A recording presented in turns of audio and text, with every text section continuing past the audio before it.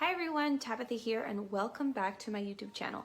Today we are going to be talking about how you can be less cluttered in your home.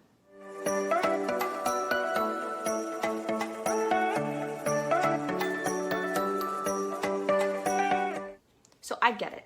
We're all busy running around the house, doing errands, cleaning, cooking, whatever it is that you do around the house. We all do tons of things around the house. It's where we actually spend most of our time.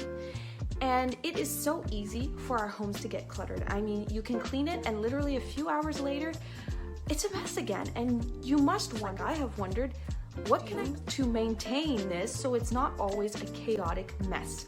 Well, today I'm going to be talking about a few different ways that I have been able to incorporate into my life, so they're not super complicated, kind of simple, that have helped my home be less cluttered. The first one has to do with the kitchen. Now, our kitchen sinks can get cluttered really easily because in the morning we have breakfast, chuck our spoons, our plates, our bowls into the sink, and we keep on going with our day.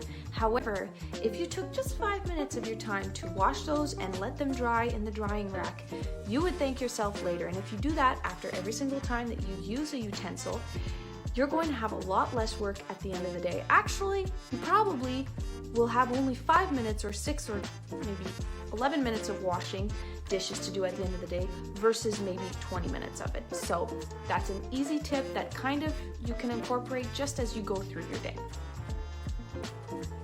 Tip number 2 may seem pretty obvious, but I mean, let's admit it, we all do it sometimes, and that is to not walk around the house with your shoes on. I know it would be a lot easier to not take your shoes off, to go grab your keys, to go back outside, and your shoes aren't that dirty anyway. But listen, girl, you do it once, you do it twice, you do it 3 times, and your partner's doing it, and before you know it, you're trekking in a lot more dirt into your house that you just wouldn't have to clean if you took your shoes off. So do yourself a favor, because you're doing it for you, do yourself a favor and just take those shoes off to go get your car keys. That's tip number 2. Tip number 3, make your bed in the morning. Now, I am guilty. I struggle, hardcore struggle to make my bed in the morning. But when I do, and then I go into my room at another point in my day and I look at my bed and I see it's made, it just makes me feel so much better. It just makes the room look clean. And so do yourself a favor, take 30 seconds to kind of just throw those sheets back so everything looks nice and pretty, and there you have it, it's done. Tip number 4 is actually one that has literally saved me so much clutter around the house, and that is to have a running giveaway box.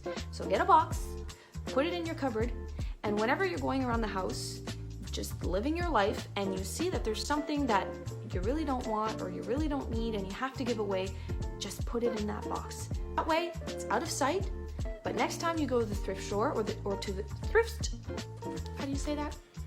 Thrift store or to Goodwill, you just grab that box in your cupboard and poof, it's out of your house. So much less clutter. Tip number 5 is another really easy one, but I'm telling you, it's magical. And that is close the doors to rooms that don't need to be opened. And what I mean by that is if a door is closed, you and your children, are far less likely to go into that room. And if you're far less likely to go into that room, there's a much smaller chance of that room ending up cluttered, or things in that room ending up in your dining room and your living room and your bathroom. So my rooms that are closed in my house are my bedroom, my daughter's bedroom, and the bathroom. And I have saved myself also a lot of tantrums by closing the door to the bathroom, because my daughter loves to explore in the bathroom. And so my bathroom products end up all over the place. Just by closing the door, no more tantrums and less clutter. I mean, it's a win-win situation. Number 6 is actually fun. I have come to enjoy this, and while I'm washing my dishes or cooking, it's something that I do a lot of, and that is to watch YouTube videos about cleaning. Try to find someone that kind of fits your personality or your style. I personally love to watch But First Coffee. It's Callie Bransford.